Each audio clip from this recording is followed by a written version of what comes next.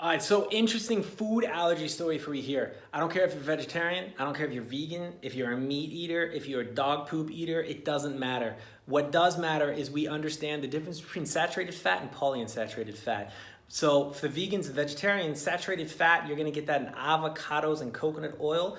And for the meat eaters, you can get it from basically those things too, and animals. However, the vegetable oils, and what else is polyunsaturated fats? The margarines and things like that, stay away from. And the reason we want to stay away from them is because right now I think all of us basically agree that what do you say, free radicals in the body, the things that cause inflammation, are not good. So when our body comes inflamed, we get more sick, we get the brain fog, we get all that stuff that we don't really want. So polyunsaturated fats are actually everywhere. Something cool you can actually check, which I was always a bit curious with, is if you walk into Whole Foods and you see a plethora of things that you can buy. So people living not in the States, Whole Foods is a huge organic store. That is really nice, a bit expensive, but they have a lot of different options. So people that can go to Whole Foods, next time you're there, this is pretty interesting. Walk in, grab the almond butter, for example. Look at it, the 100% one, the cheap, kind of boring one. Well, not cheap, but the boringer one.